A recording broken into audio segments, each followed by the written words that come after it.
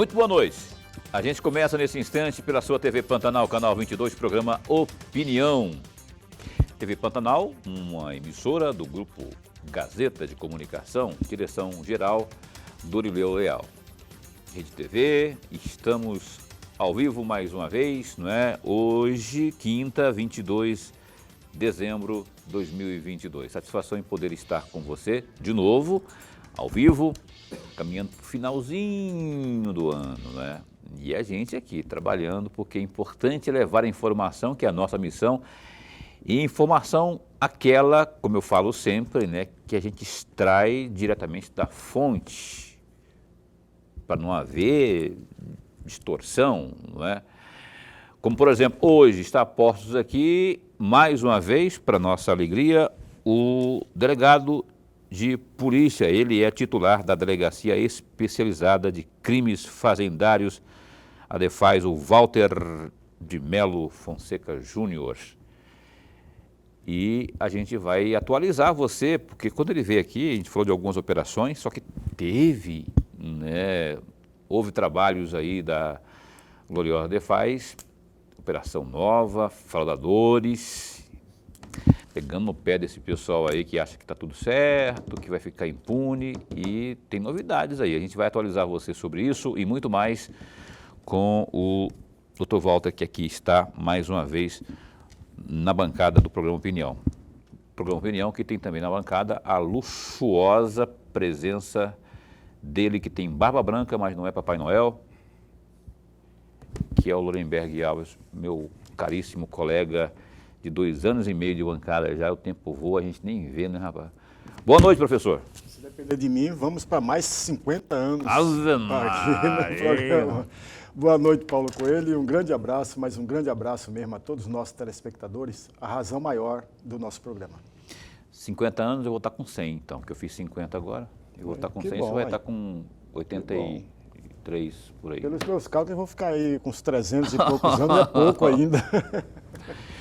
A você que acompanha o Programa Opinião, esteja você aonde for, com quem for, fazendo o que for, acompanhando pela internet, por exemplo, pelo www.gazetadigital.com.br ou pela página no Facebook da TV Pantanal. Obrigado pelo carinho da companhia. E você que está aqui também, obviamente, pelo canal 22 também, muito obrigado pela sua audiência.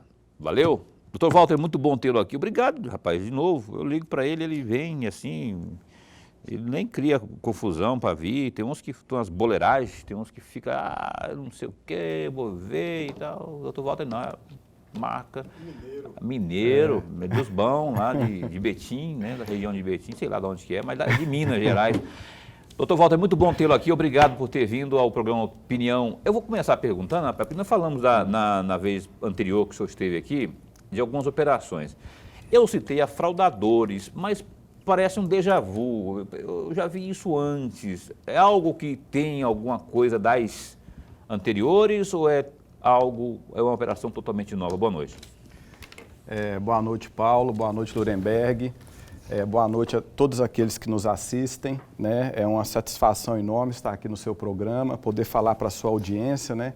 Para os nossos mato-grossenses aí, a respeito do trabalho da nossa Delegacia Fazendária, que é uma delegacia estratégica para a Polícia Civil e que, graças a Deus, né, temos desenvolvidos aí alguns trabalhos que têm tido um resultado muito bom.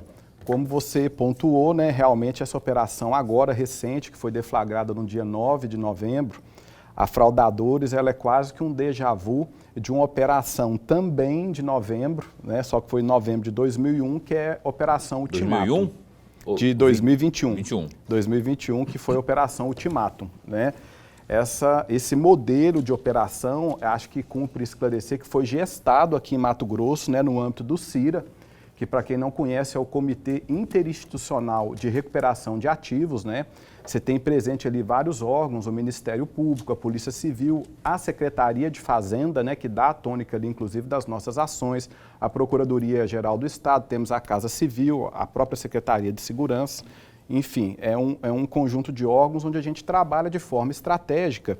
E a gente criou, né, em novembro do ano passado, esse modelo de operação que ela faz com que cada órgão atue de forma simultânea dentro das suas atribuições.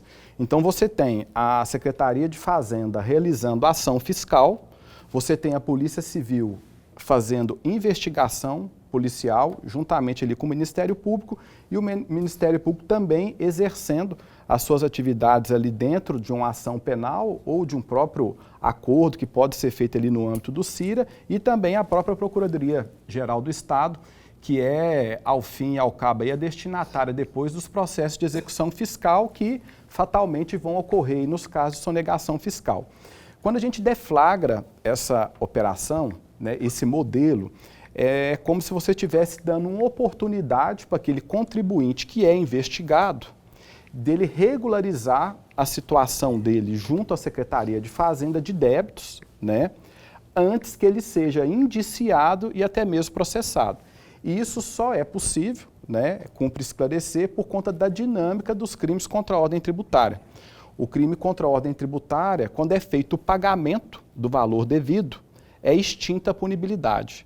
Então, a partir do momento que a pessoa comprova a regularidade com a Secretaria de Fazenda, ela foi lá, pagou, inclusive pode ser um pagamento à vista, ela pode aderir talvez a um refinanciamento. Pois é, né? E na casa do refinanciamento, a partir do momento que o sujeito faz a renegociação, ele parcela, perder de vista aí, de acordo com as possibilidades dele. Nesse ínterim, quando estiver pagando aí essas parcelas, ele então não tá mais devendo, não, ele não está mais na mira da cobrança, não, né? Sim, nesse caso aí, quando o investigado, né, o contribuinte aí que é investigado, ele opta por solucionar, né, o problema criminal dele com parcelamento, ocorre um instituto que chama sobrestamento. Aquela ação, vamos dizer, penal, ela fica sobrestada, né, e é monitorado ali a questão dos pagamentos, se a pessoa está pagando, se está recolhendo e tudo. Não deu baixa na legalidade não. dele, É um não. sobrestamento, né, porque, vamos dizer, ele tem que adimplir ali com o que ele deve para poder ter a situação realmente solucionada, né, porque senão ficava fácil, né, Paulo? A pessoa ia lá, pagava a primeira. Pagar a primeira não. Eu pergunto Mas a mais gente para tá efeito de atento aí a certidão essa negativa, de protesto e tudo mais, né? Porque se o cara, ele adere a uma renegociação, um refis, ou qualquer coisa do tipo, ele, para efeitos de restrição no CNPJ dele, ou CPF, coisa do tipo, no ato, no ínterim da renegociação, quando ele estiver pagando as parcelas, ele deu um sinal que ele sinalizou assim, ó, eu estou pagando, estou honrando meu compromisso. Mas não quer dizer que ele já pagou o compromisso, continua devendo, mas ele pode ter continua com restrição nesse sentido? Em verdade, esse caso aí que você citou é aquele onde a pessoa fica com a certidão positiva com efeitos negativos. Ah, entendi. Né? Vamos dizer, tem ali o débito, mas como ele está pagando, ele está fazendo uso de um benefício que é legal, que é um refinanciamento, né? Aquilo vai ser consignado na certidão, isso mesmo. mas ele pode utilizar aquele documento para comprovar a regularidade dele para as várias ações aí que ele for fazer. É o que a gente fala que é uma certidão positiva com efeitos negativos. Né? Isso aí realmente existe, está dentro aí da norma tributária. Entendi. Professor Lorenberg. Delegado, antes de mais nada, registrar a nossa alegria. Mas a alegria mesmo de tê-lo mais uma vez aqui. Nós ganhamos e ganhamos muito. Eu, particularmente, ganho e ganho muito porque aprendo muito, porque é uma área muito distante da minha compreensão. Mas eu vou aproveitar para aprofundar um pouco, para provocar o senhor, e provocar sempre no bom sentido, delegado, sempre no bom sentido mesmo, aquela primeira parte da resposta que o senhor acabou de nos dar. Quando o senhor falou de 3 ações em conjunto. E é exatamente esse o foco do meu questionamento. O senhor falou da ação fiscal, da investigação policial, a recuperação de ativos. Tudo ao mesmo tempo. E aí vem a minha primeira pergunta. Essas ações juntas e conjuntas, elas têm a capacidade de fechar o cerco contra o criminoso ou não? E por quê? E a segunda questão, existe parcerias com os outros estados no combate a esta a esse crime, a esse tipo de crime, ou não? Sim. Obrigado aí pelas perguntas, Lorenberg. E no tocante aí a primeira delas, eu acho que fechar o cerco totalmente não, né? Mas pegando um gancho na pergunta e dando a resposta, essas operações elas têm um efeito pedagógico, né? E quando você age ali em conjunto, isso é porque todos os órgãos que trabalham na ordem tributária, eles querem que o Estado seja ressarcido daqueles valores que deixaram de ser recolhidos, né? Então, vamos dizer, o propósito dos órgãos ali neste tipo de ação, não obstante com atribuições diferentes, é o mesmo, né? E o que nós reparamos na Operação Ultimátum, que foi aquela de novembro do ano passado. Aquele entorno ali que foi alvo da ação, que ela foi focada mais ali no médio norte do estado, e naquele segmento ali de atividade econômica com os envolvidos, nós notamos um incremento de receita mensal dentro daquele espaço geográfico, daquele grupo, de mais de R$1 milhão por mês. Isso é um efeito, vamos dizer, pedagógico da operação, porque a partir do momento que a pessoa que está disposta a sonegar, que está fazendo uso de um esquema, porque nem sempre o produtor, vamos dizer, ele está na administração do esquema, ele faz uso eventualmente, né, e pode ser responsabilizado por isso.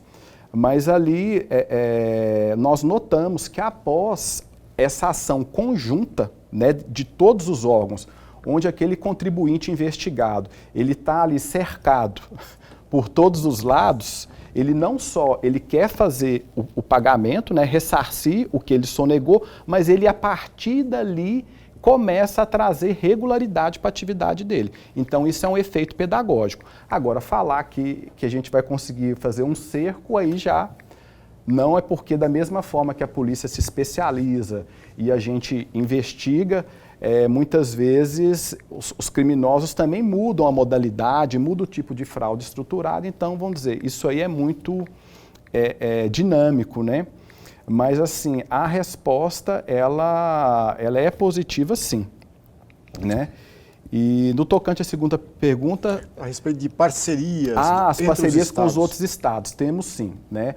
Até porque o ICMS, ele é um tributo que é muito comum à interestadualidade, ou seja, as notas muitas vezes a saída é aqui, a entrada é em outro estado, muitas vezes a saída é em outro estado, a entrada é aqui, e tem a questão da diferença de alíquota que tem que ser recolhida de um estado para o outro, né, quando tem diferença ali do valor do ICMS, e dentro da unidade ali de monitoramento da Secretaria de Fazenda, existem os convênios com as demais unidades da federação, onde a gente consegue também ter acesso, por exemplo, ao volume de notas fiscais que estão sendo emitidas para Mato Grosso por uma determinada empresa. E através disso pode-se até chegar a alguma fraude. Da mesma forma, dando um exemplo, usando aqui um caso real, né, a gente teve contato com o estado agora do Nordeste, em virtude de notas fiscais de Mato Grosso, que estariam sendo emitidas para aquele estado da federação, só que possivelmente notas inidôneas. E pelo volume e valor, notaram-se que era uma fraude e vieram nos procurar agora recentemente. Então existe esse intercâmbio, né, com outros estados, e pela dinâmica do ICMS, né, que permeia a circulação de mercadorias em todo o território nacional, é obrigatório que tenha. Doutor, dinheiro propriamente, eu estou falando de dinheiro, não estou falando de possibilidade de dinheiro não. Já caiu dessas situações todas que já foram originadas das operações, o pessoal que recebeu multa, porque eu imagino que deve haver recursos, né?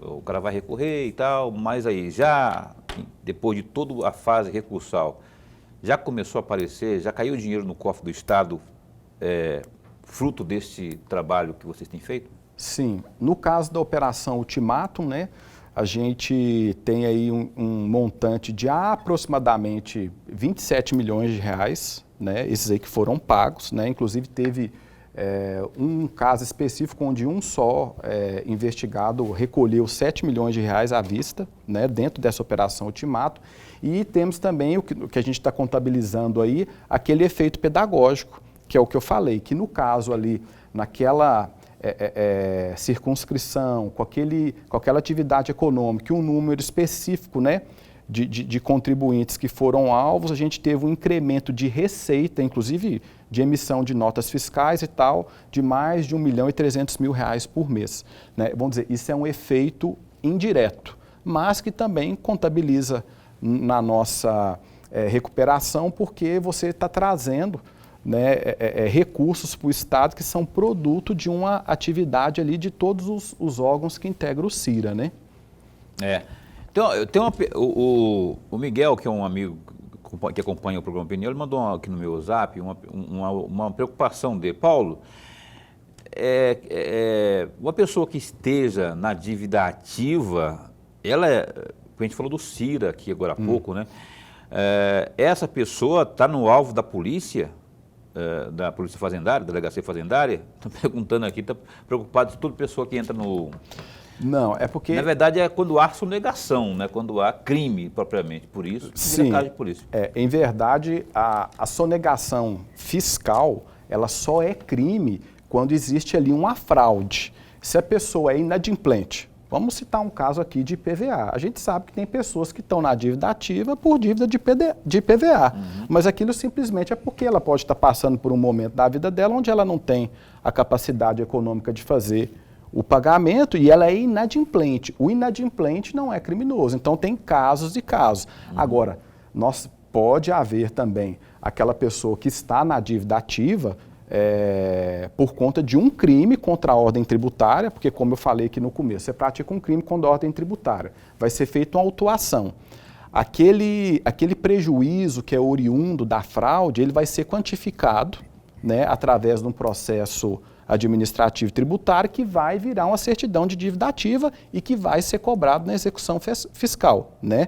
Agora, nem toda dívida ativa é produto de crime. Não, tá. Se a pessoa é inadimplente, né, e está passando por algum problema econômico, uma empresa que está em recuperação judicial ou mesmo em falência, é natural que ela vai ter ali a CDA, mas não vai ser assunto de polícia, né? É assunto mais administrativo ali de cobrança mesmo.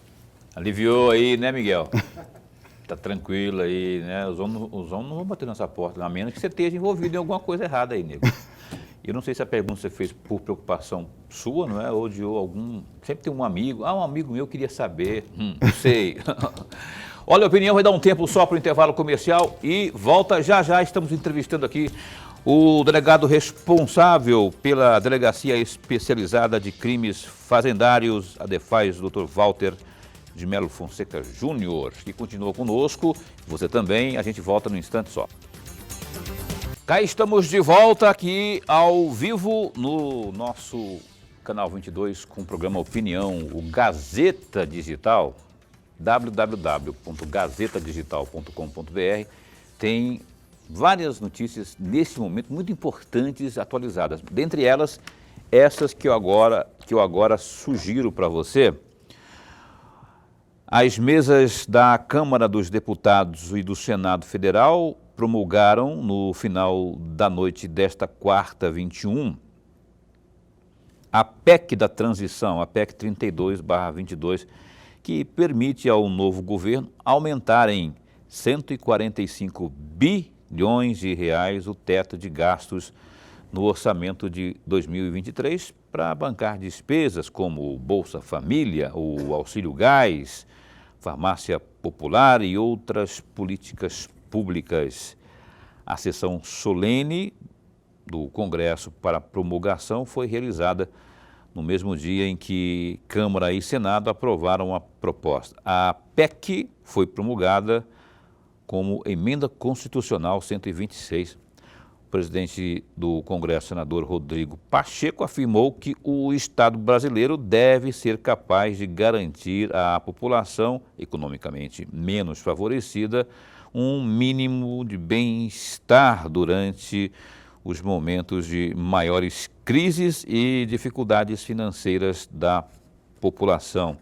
Ele lembrou que o Brasil tem 33 milhões de pessoas passando fome. Tá aí também. Tem outra também aqui, rapaz, que a gente quer...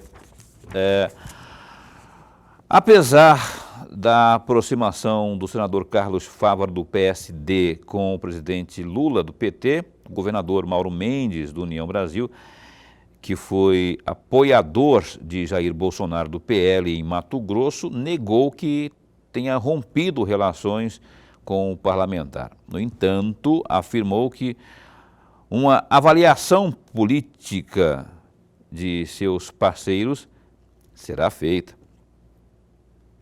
Nas eleições deste ano, Fávaro atuou na campanha de Lula em Mato Grosso, enquanto Mauro buscou a reeleição de Bolsonaro do PL, atuando fortemente na campanha e conseguindo, inclusive, aumentar os votos de Bolsonaro no estado no segundo turno. Com a vitória de Lula, Fávaro agora tem sido cotado para assumir o Ministério da Agricultura na gestão que começa no próximo ano. A informação é que houve um afastamento entre o senador e Mauro. O deputado estadual Wilson Santos, do PSD, inclusive, disse que quer reaproximar Fávaro do governador. O Wilson deixou a vice-liderança do governo na Assembleia Legislativa, mas explicou que continuará na base governista. Gazeta Digital, www.gazetadigital.com.br. Tem um ditado que diz, Lorenberg, que quando você quebra uma taça, aí para você rejuntar, né, nem colando com super bond dá certo, que não é como se fosse um cristal, não dá certo. Mas, na política, eu não duvido de mais nada, né? Houve motivo suficiente para que eles não se rompessem de vez? Eu estou falando do Fávaro e do Mauro Mendes. E que tipo de reanálise que o governador estaria fazendo sobre esse processo eleitoral que passou aí, na sua avaliação? Meu amigo Paulo e amigo telespectador, é preciso colocar uma coisa muito claramente, embora no Brasil é muito comum a existência de políticos que, quando ele não tem um inimigo, ele inventa um. E para ele, todo adversário é inimigo. Isso não faz parte do jogo político eleitoral. O adversário de hoje é exatamente o parceiro de amanhã. Então, veja, o governador Mauro Mendes, que tinha direito e usou do seu direito de sair candidato à reeleição, e o Carlos Fávaro, o senador Carlos Fávaro, optou por uma outra candidatura e apoiou uma outra candidatura à presidência da República. Isso não os transforma em dois grandes inimigos, mas sim em adversários políticos naquela oportunidade. Acabaram as eleições, eles voltam a conversar. Até porque o governador Mauro Mendes tem muito mais a ganhar com a proximidade com o senador Carlos Fávaro do que perder. Porque, veja, o senador Carlos Fávaro foi um dos grandes políticos que ajudou na campanha do presidente Lula aqui no estado de Mato Grosso. Essa ajuda não será colocada debaixo do tapete, ao contrário.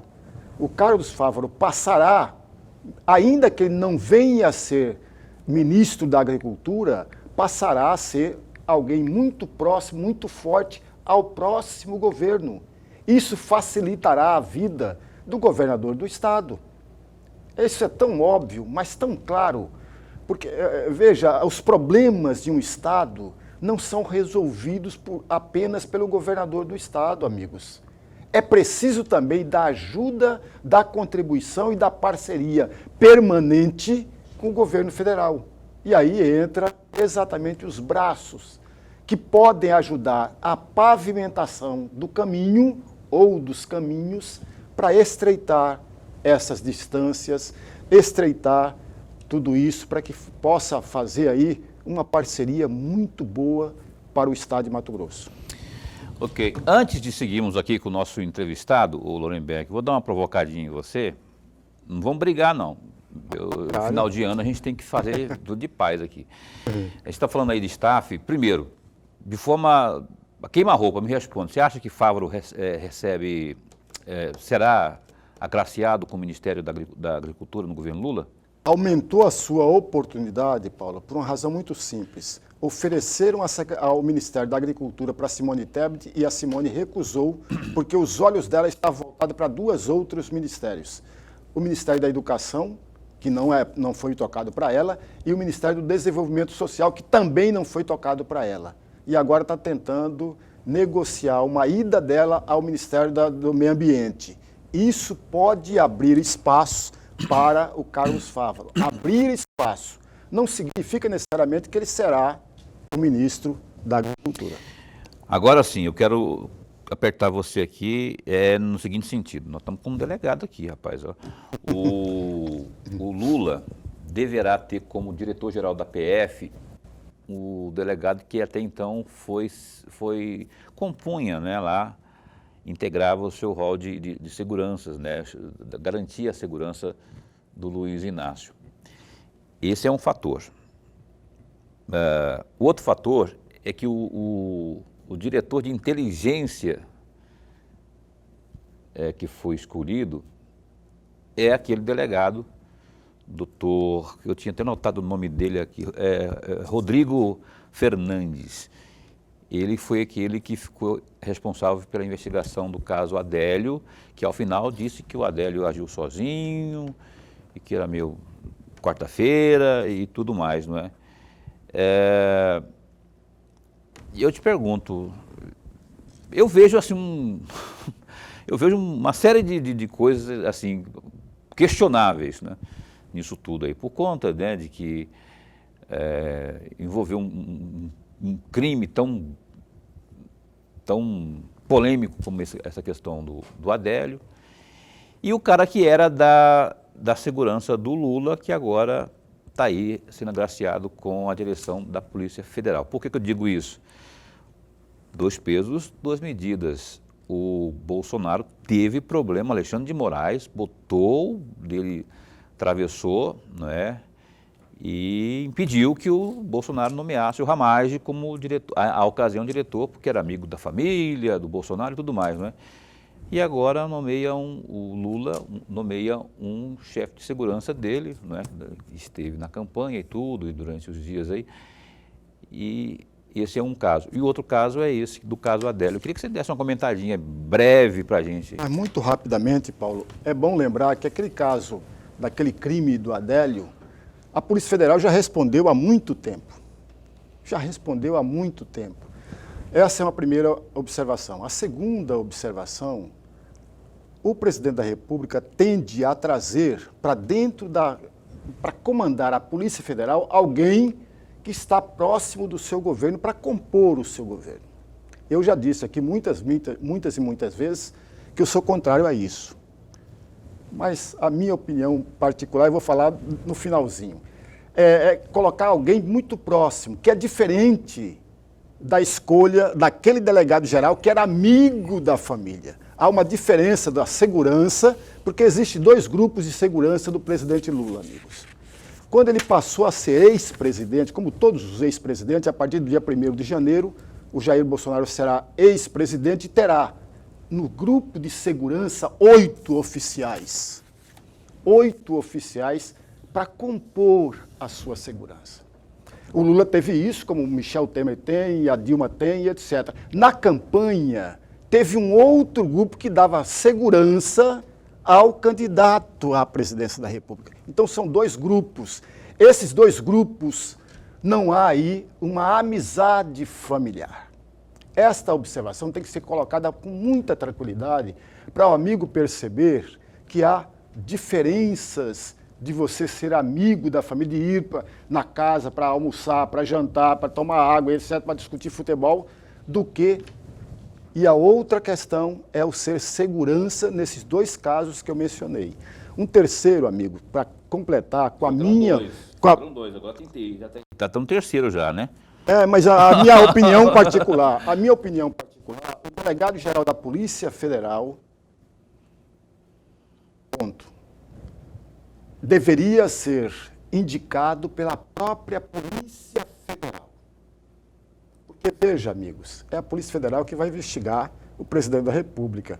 Não tem cabimento e aí me perdoe o nosso amigo convidado, não tem cabimento o governador escolher o delegado geral da Polícia Civil. É uma opinião muito particular minha, mas muito particular minha.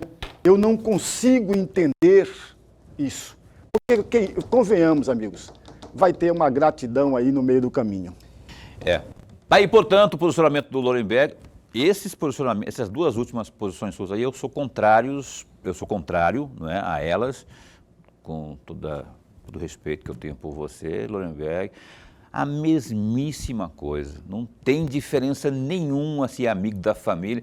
Você vai, enquanto presidente, de governador, você vai nomear quem você não confia, você tem que nomear quem você confia realmente, não é? E isso se a lei estiver lhe respaldando, como foi o caso do Bolsonaro. Então, ele estava respaldado pela lei e foi uma arbitrariedade maiúscula naquela ocasião do Alexandre de Moraes. Eu acho que não tem, é opinião minha, não é? Analisando uma coisa e a outra. E quando se nomeia alguém para comandar, a Polícia Civil, a Polícia Federal, a Polícia Militar, tem que ter uma sintonia e tem que ter o elo de confiança. Senão, como que eu vou colocar alguém que foi indicado, mas eu governador, eu presidente, não tenho a plena confiança. Então, já defendo isso, que tem que haver confiança, não é? E o que houve no caso do Hamas e o que está havendo agora no governo, porque o governo Lula está nomeando agora o chefe de segurança lá, cara que ele confia, não vai botar qualquer bobó xera-xera, está colocando alguém que ele confia. Natural que seja, eu só estou escandalizado com o silêncio ensurdecedor da outrora velha e hoje carcomida imprensa que não fala isso aqui, ó. Lá no caso do Bolsonaro está certo, tá certo, tem que proibir mesmo. Agora não, pode, que não sei o quê.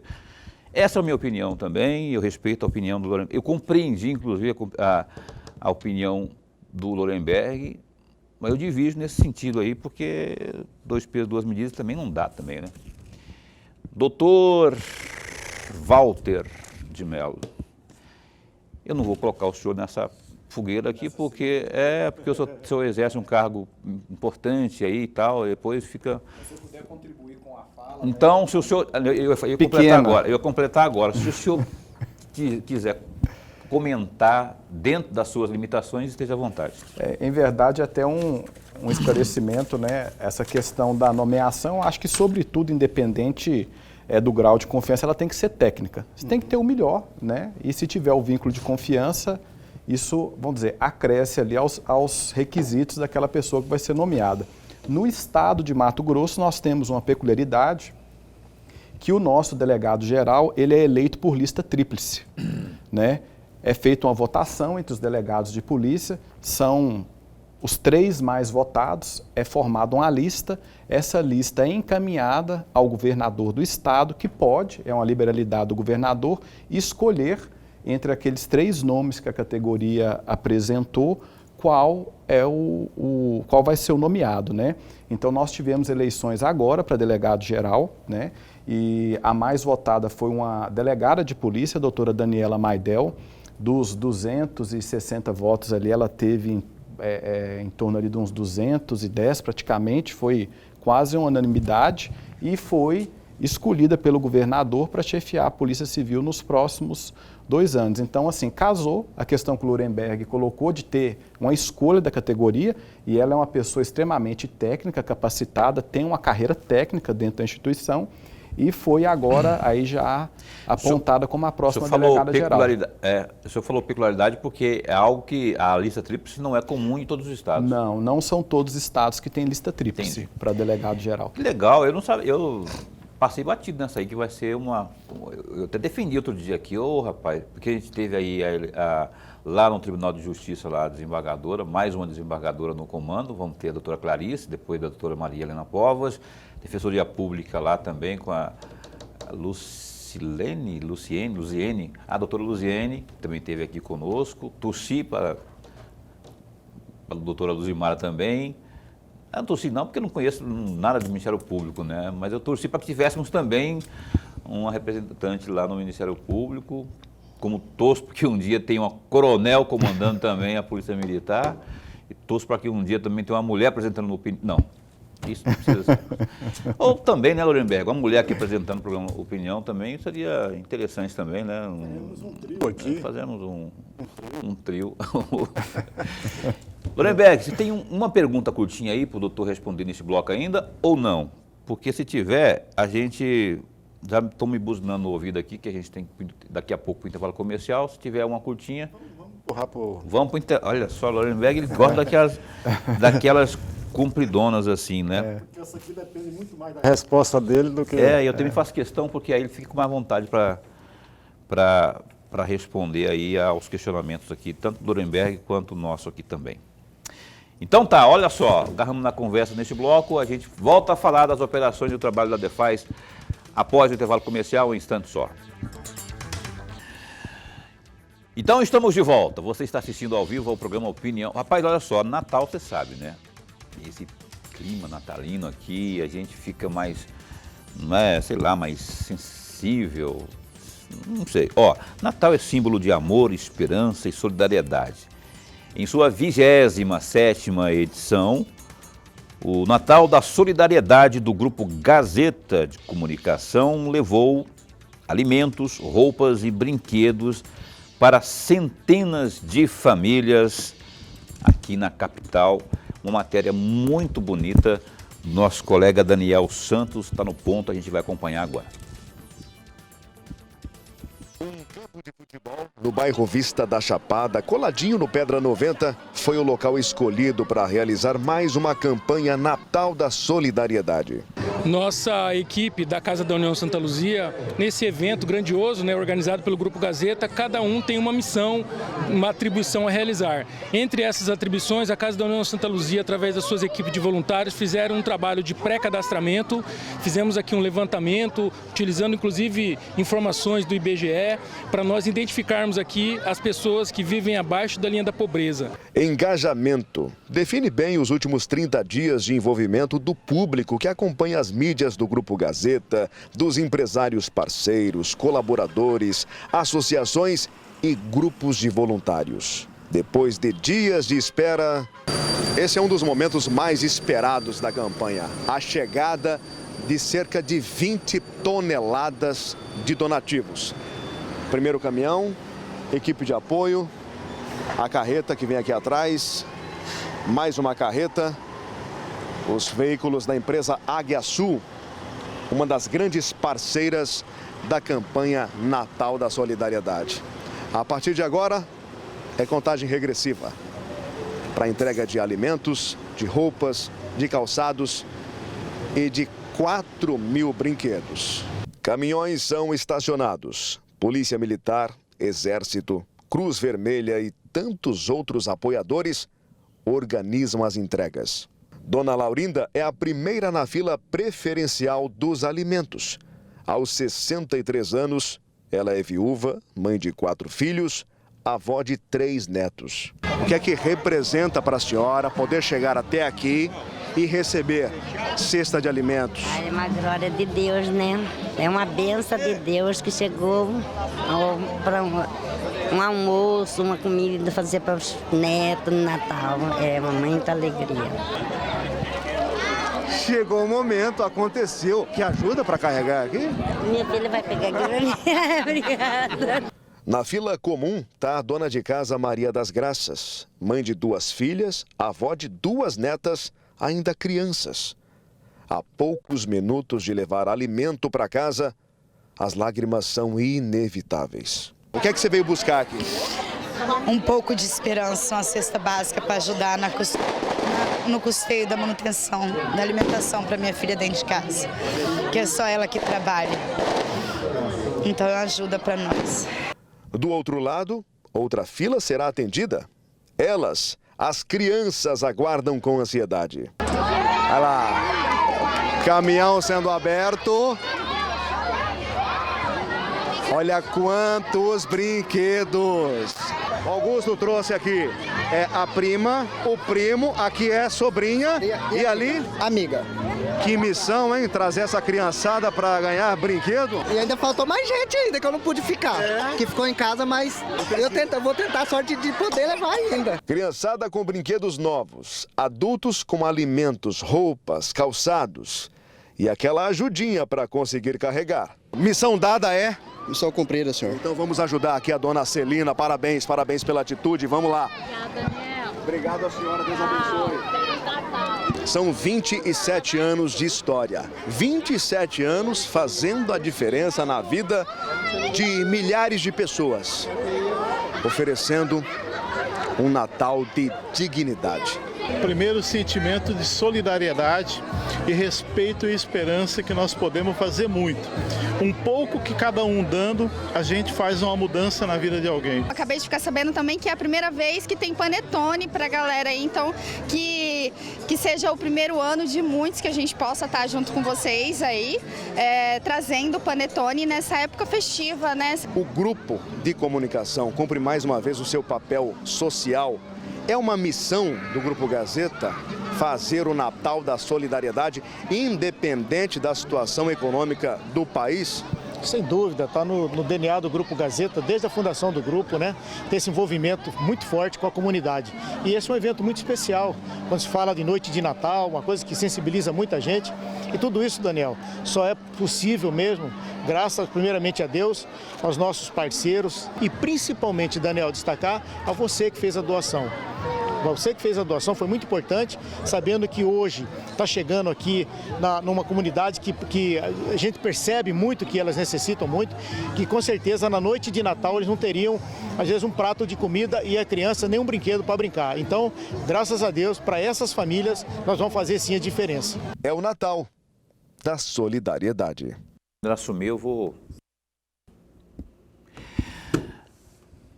Lindo, parabéns aí. Não é? Eu acho uma maravilha. Solidariedade, né? Antes da solidariedade, eu sempre falo, antes da solidariedade vem a empatia. O que é empatia, Paulo? O que você fala tanto? Empatia é se colocar no lugar do outro. E há 27 anos o Grupo Gazeta faz esse papel aí, né? Ele se coloca no lugar do outro, porque ele sabe que lá na ponta tem gente precisando de um afago, entre aspas, não é? Porque quando se leva, a senhora falou ali, ó, o que representa, perguntada, o que representa isso? Significa, meu filho, comida para minhas netas aqui, que moram comigo, e a pessoa não tinha até então. Aí você vê o brilho nos olhos das crianças quando veem os brinquedos chegando, e é o que a gente pode fazer, o mínimo que a gente pode fazer para ajudar o outro, né? Um cuiabano ajudando o outro cuiabano. E é assim que funciona. Então, é o Grupo Gazeta agindo mais uma vez, pela 27ª vez. Feliz Natal a todos os cuiabanos aí que foram contemplados aí nessa campanha da solidariedade e os demais também que, graças a Deus, têm melhores condições. E vamos que vamos sempre estender a mão ao próximo, porque é a coisa mais linda do mundo praticar a empatia e a solidariedade.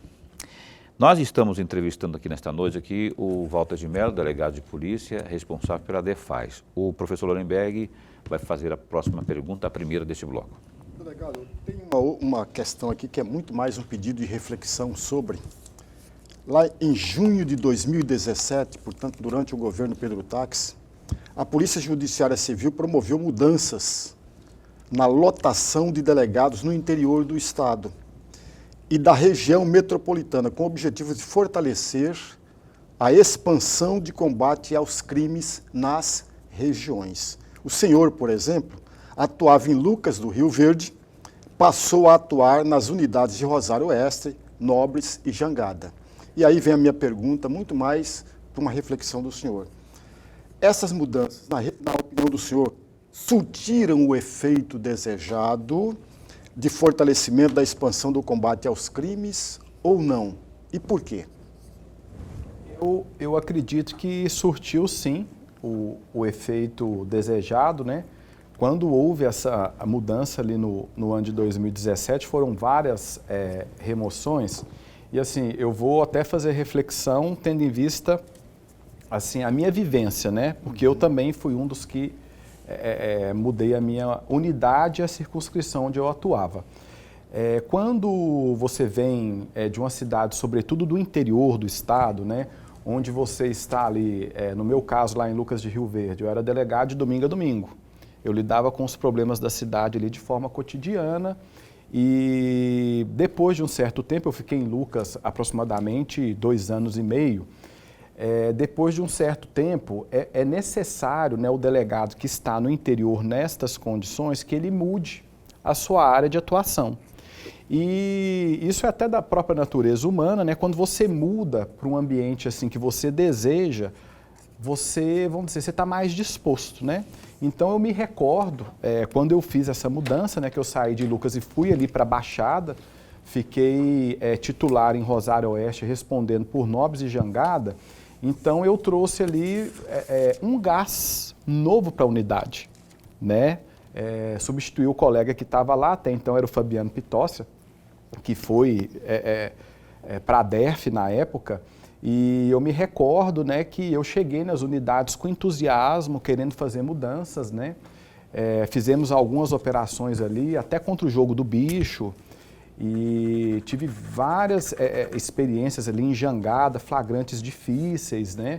Conheci a região, isso também é interessante, né? Então, toda vez que você muda, assim, de forma estratégica, e você traz, assim, um ânimo novo para a unidade, isso é muito importante.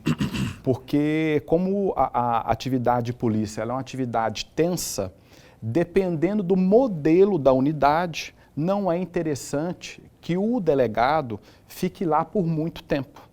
Então, essas mudanças, essas alterações, né, quando você tira, sobretudo do interior, onde o delegado tem uma demanda enorme até, e coloca em outra unidade, você chega ali como se fosse assim, revigorado, é um novo desafio, né? Então, você faz aquilo com mais vigor, né?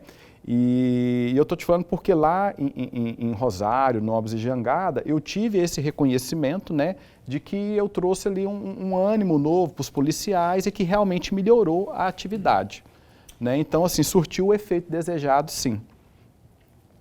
Nós falamos há pouco, né, o doutor Walter falava do CIRA, Comitê Interinstitucional aí, de Recuperação de Ativos. O CIRA e a delegacia representada, comandada pelo Dr. Walter, criaram aí um canal direto para que você, cidadão comum, especialmente você que está assistindo a Opinião, possa fazer a sua parte em termos de denúncia. Sim, tem um canal, tem um contato, tem um número, tem um WhatsApp, tem até, eu pedi para a produção, acho que aí tem esse banner aí. Olha só, se você, diante de tudo que está sendo falado aqui, tem alguma coisa a dizer, sabe de alguma coisa, tem alguma denúncia, não se preocupe que eu imagino que haverá sigilo absoluto quanto à sua identidade, não é? É esse contato aí, ó, 659-9987-0390. É o WhatsApp, as informações recebidas serão analisadas pela equipe da DEFAS e também do CIRA. Isso que eu falei aqui, doutor, vou repetir aí, ó, você está vendo aí, 659-9987-0390. A identidade será mantida em sigilo, né? A pessoa pode denunciar tranquilamente. Sim, com certeza. Essa denúncia ela é feita em total sigilo, né? Não há nenhuma exposição do denunciante. Inclusive, esse numeral, quem recebe esses dados, né, é o nosso núcleo de inteligência.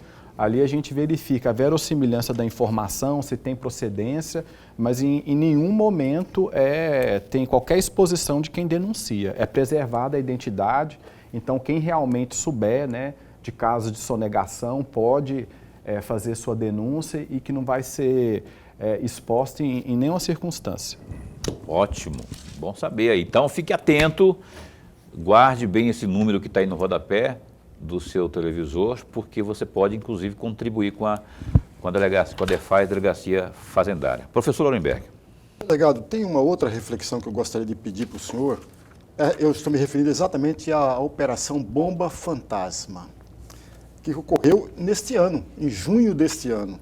Né? E o objetivo do grupo de criminosos era a venda de notas fiscais a transportadoras para aproveitamento de créditos fiscais. E aí eu tenho duas perguntinhas a fazer, até para ajudar a provocar a reflexão. A primeira delas, quanto tempo de investigação, antes da operação, da realização da operação, quanto tempo de investigação se deu para a realização da operação? E a segunda, foi identificado uma participação de um agente público, de um funcionário, de um servidor do Estado no esquema ou não? Tá. Essa operação Bomba Fantasma, ela partiu de uma investigação conjunta, né, da Delegacia Fazendária junto com a Unidade de Fiscalização de Combustíveis da Secretaria de Fazenda, né? E essa investigação ela surgiu atuando em conjunto um fiscal e um delegado de polícia, que no caso aí foi o doutor Rafael Escatolon, né? Eles trabalharam juntos nessa investigação e eu acredito que antes de nós deflagrarmos, né, cerca de 1 ano de investigação, né? E é um esquema muito refinado, porque a tributação no segmento de combustível, muitas vezes a tributação ela está na refinaria, né? Está na distribuidora, depende de cada estado.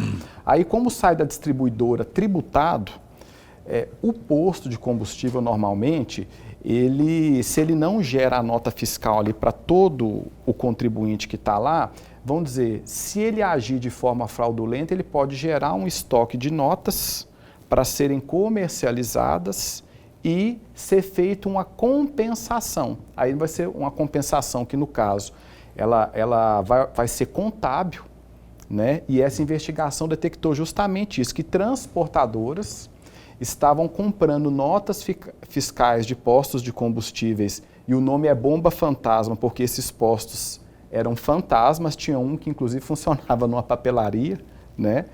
E aí, aquele posto, como você parte do pressuposto que já houve a tributação na distribuidora, quando ele gerava uma nova nota e fazia um destaque de ICMS, ele supostamente estava gerando um crédito. Aí, quando essas transportadoras compravam dessas notas, na hora de fazer a escrituração, ela pegava aquele crédito que teria sido gerado de forma fictícia pelo posto e colocava na contabilidade dela e deixava de recolher o que era devido ao Estado. Essa é uma fraude, assim, sofisticada, né?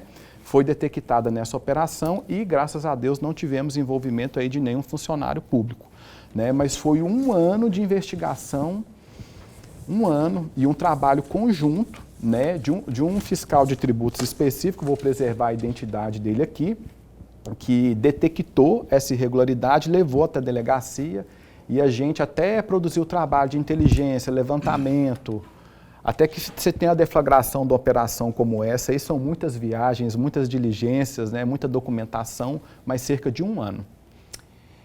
Tá certo. Eu tenho que encerrar o programa, o tempo já voou, não é?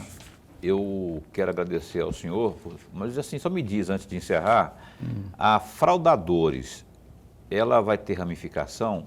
Eu sei que é difícil até de confirmar um negócio desse, porque você está avisando, óbvio, mas eu penso assim que, pela eloquência dela agora, você acha que ela vai, só bem breve, você acha que podemos, devido à demanda, podemos ter uma sequência se não a Fraudadores, mas alguma coisa, já que é um déjà vu da anterior? Sim, em verdade, a Fraudadores ela vai ter outra sequência sim, né? E esse modelo de operação nós vamos transformar em rotina na unidade. Ótimo. Né? Então a gente já tem lá um trabalho integrado com a Secretaria de Fazenda para fazer isso de forma rotineira. Então vão ter outras, não sei se com o mesmo nome, mas... Vamos avisar também, vamos cantar a pedra também, não, para o cara ficar já atento aí, né? Só vou repetir aqui, ó, para você denunciar aí, 99987 0390 é o WhatsApp, é o banner bonitão aí, ó. A da Defaz, o Ciro, o pessoal vai na cola. É só você denunciar, não precisa se identificar. E anote aí direitinho que você vai estar contribuindo com a Defaz nesse sentido aí. Doutor, muito obrigado por ter vindo. Feliz Natal ao senhor. ao pessoal seu lá de Minas Gerais, a família inteira, que Deus os proteja e um 2023 saudável, produtivo e abençoado por Deus. Obrigado. Amém. Desejo a todos os telespectadores um Feliz Natal, né? E que nosso Senhor Jesus Cristo aí abençoe a todos que nos assistem. Né? Amém, amém. Lorenberg, então, a gente se encontra amanhã. Amanhã tem o presidente do DAI de Várzea Grande, Carlos Alberto Arruda, falando aí das questões todas que parece novela, não é? Questão da água e muito mais. O Carlos Alberto Arruda, no Opinião, aqui na sua TV Pantanal. Se cuida. Até lá, fica bem, fica com Deus também.